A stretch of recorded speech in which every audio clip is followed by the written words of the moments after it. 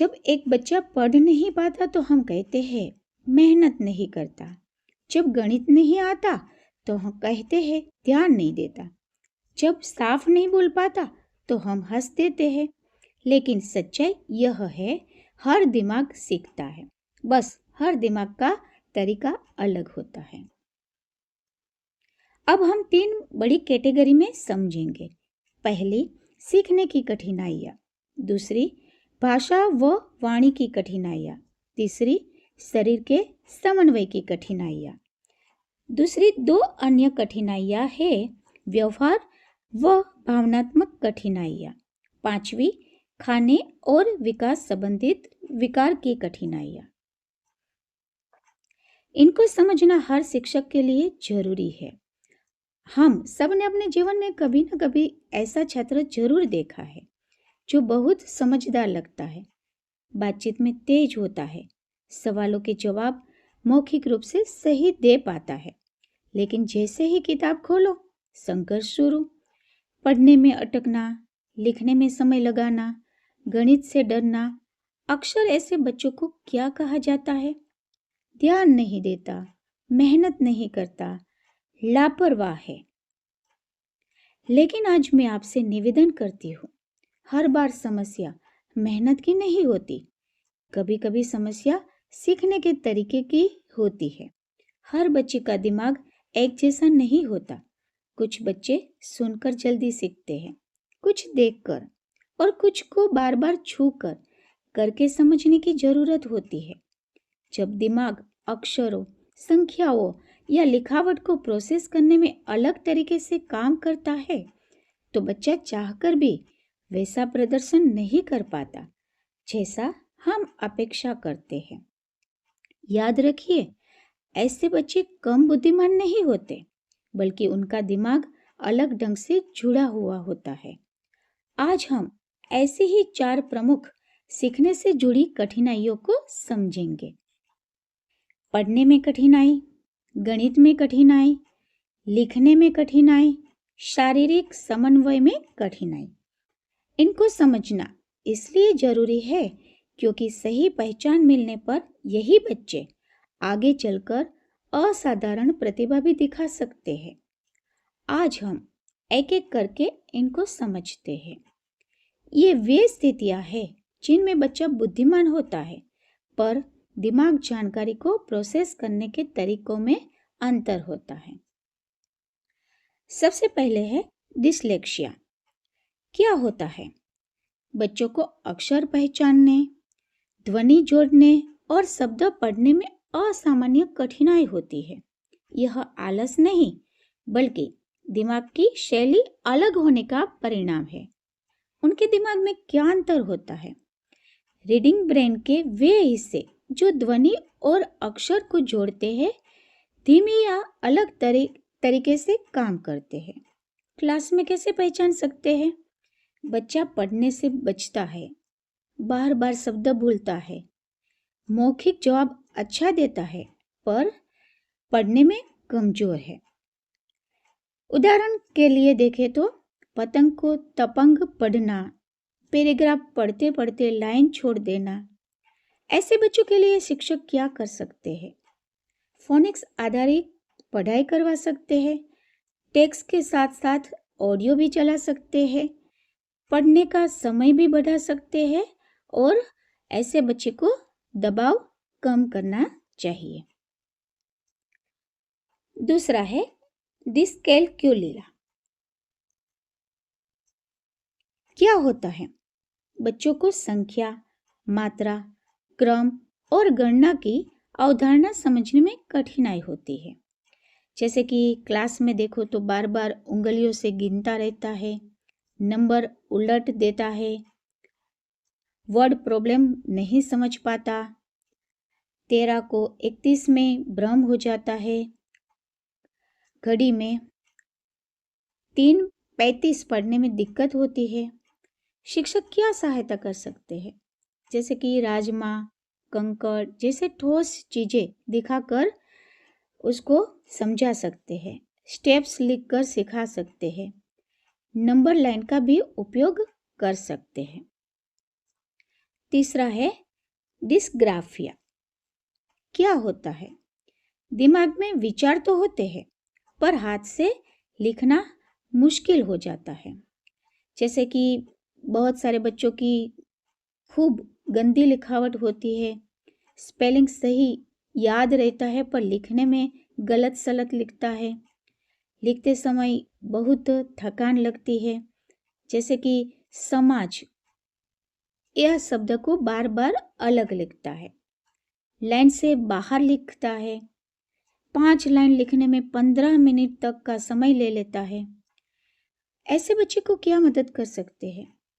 जैसे कि बड़े बच्चे हैं तो टाइप करने की अनुमति दे सकते हैं, छोटे बच्चे को कम लिखवाते हैं, मौखिक उत्तर ज़्यादा पूछते हैं, लिखने की प्रैक्टिस आराम से करवा सकते हैं। चौथा है डिस्प्रैक्सिया। क्या होता है?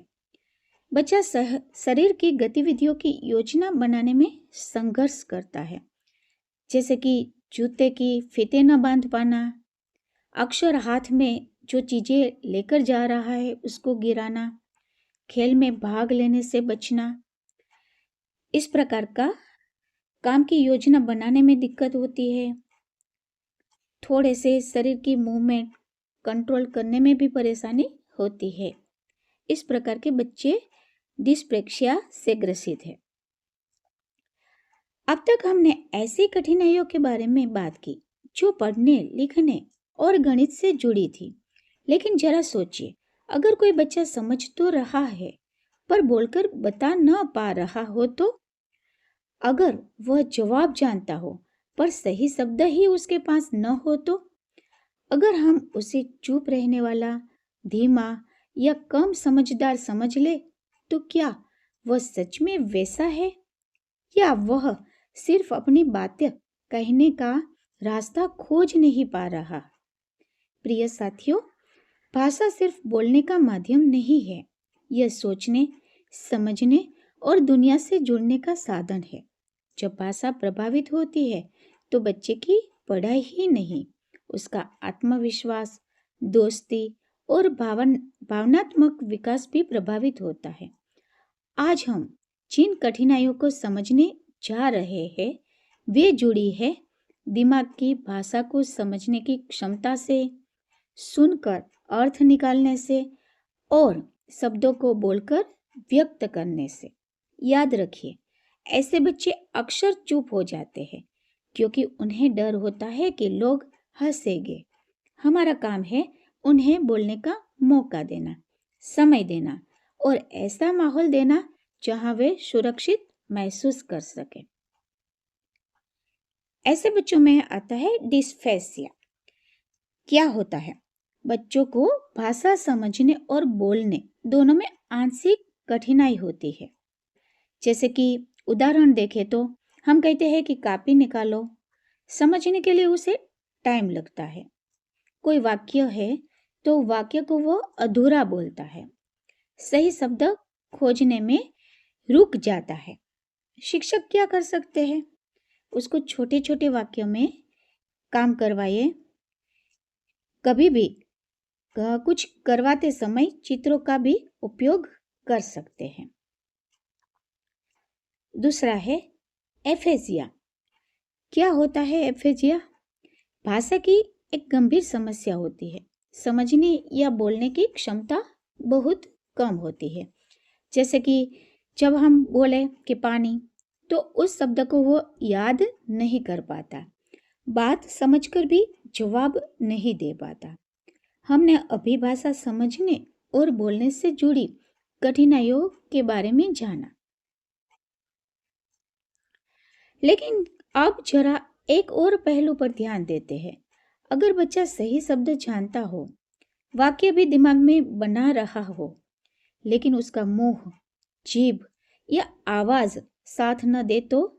यानी समस्या भाषा की समझ में नहीं, बल्कि बोलने वाली मांसपेशियों या आवाज की गुणवत्ता में हो सकती है। ऐसे बच्चे को अक्सर लोग कहते हैं, सीधे बोलो, मुंह खोलकर बोलो, इतना धीरे क्यों बोलते हो? लेकिन सच्चाई यह है, कई बार वे कोशिश पूरी करते हैं, पर उनका शरीर शब्दों को साफ बाहर नहीं ले पाता। सोचिए, अगर बच्चा हर बार बोलते समय संघर्ष करे, लोग दोबारा पूछे या हंस दे, तो वह धीरे धीरे बोलना ही कम कर देता है। यही वजह है हमें इन कठिनाइयों को समझना बेहद जरूरी है, क्योंकि यहाँ समस्या दिमाग की समझ में नहीं, बोलने की मांसपेशियों और आवाज के नियंत्रण में होती है। अब हम दो महत्वपूर्ण स्थितियों को समझेंगे, डिसआर्थिया और डिसफोनिया, और जानेंगे कि शिक्षक के रूप में हम ऐसे बच्चों का आत्मविश्वास कैसे बचा सकते हैं। तो सबसे पहले है डिसआर्थिया। क्या होता है? मुंह की मांसपेशियां कमजोर होती है, शब्द स्पष्ट नहीं निकलते, जैसे कि स्कूल को इक्वल बोलना, बहुत धीरे या घिसट कर बोलना। उसके बाद है डिसफोनिया। क्या होता है? आवाज की गुणवत्ता में समस्या होती है, जैसे कि आवाज बैठ जाना, बहुत भारी या बहुत पतली आवाज का होना। ये सब डिसफोनिया के उदाहरण है। इन तीनों कैटेगरी में एक बात समान है, बच्चा समझदार है, लेकिन उसका दिमाग सही जानकारी को प्रोसेस अलग तरीके से करता है। अगर हम तरीका बदल दे तो बच्चा चमक सकता है। अब तक हमने पढ़ने, लिखने, बोलने और आवाज से जुड़ी कठिनाइयों के बारे में जाना, लेकिन अब हम उस क्षेत्र में प्रवेश कर रहे हैं जो दिखाई कम देता है, पर असर सबसे गहरा करता है, बच्चों की भावनाएं और व्यवहार। कभी आपने देखा होगा, कोई बच्चा बहुत चुप रहता है, कोई बहुत गुस्सा करता है, कोई खुद को दूसरों से कम समझता है, या कोई अपने शरीर को लेकर बेहद असंतुष्ट रहता है। हम अक्सर कहते हैं, यह बच्चा एटीट्यूड दिखा रहा है, बहुत जिद्दी हो गया है, बहुत ओवर सेंसिटिव है। लेकिन सच्चाई यह हो सकती है कि बच्चा अंदर ही अंदर भावनात्मक संघर्ष से गुजर रहा है। याद रखिए, हर आंसू बाहर नहीं दिखता, हर दर्द शब्दों में नहीं आता।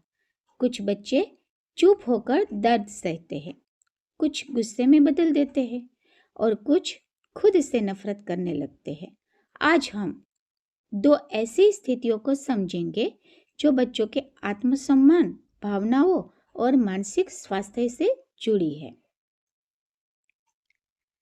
डिस्मोर्फिया और डिस्थाइमिया। इनको समझना इसलिए जरूरी है क्योंकि भावनात्मक रूप से संघर्ष कर रहा बच्चा पढ़ाई में कभी पूरी क्षमता नहीं दिखा पाता। एक संवेदनशील शिक्षक उसके जीवन में वह पहला व्यक्ति हो सकता है और टूटने से बचा सकता है।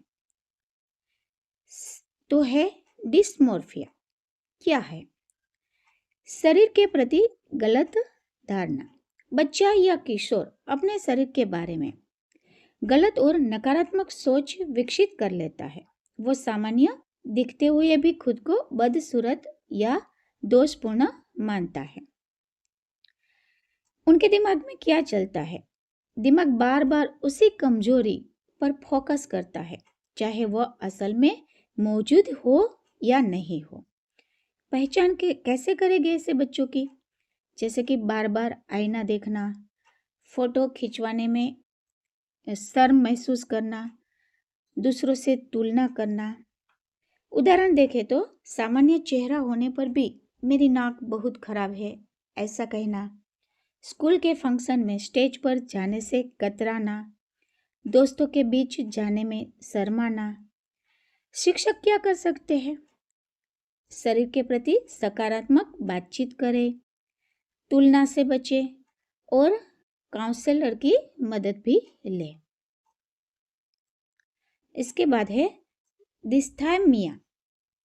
क्या होता है? बच्चा लंबे समय तक उदास, थका हुआ या निराश रहता है। यह अचानक नहीं बल्कि धीरे धीरे असर करता है। कैसे पहचाने?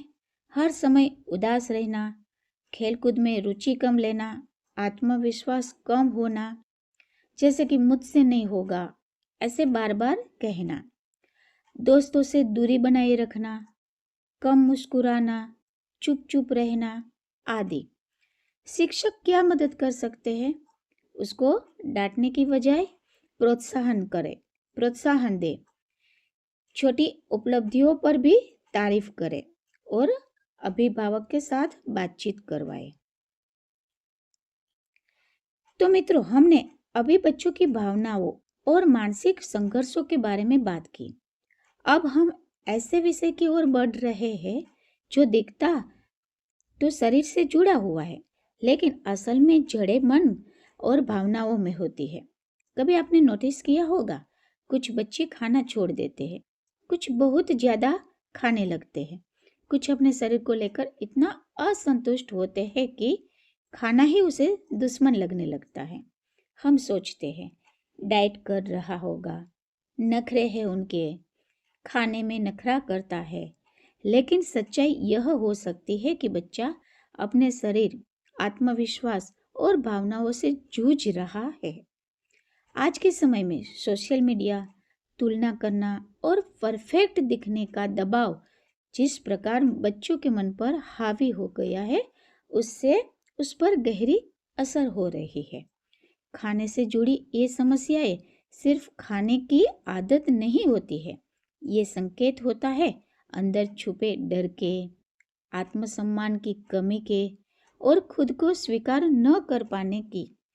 आज हम ऐसी ही दो गंभीर लेकिन समझने योग्य स्थितियों को जानने वाले हैं। इसमें एक है एनोरेक्सिया और दूसरा है बुलिमिया।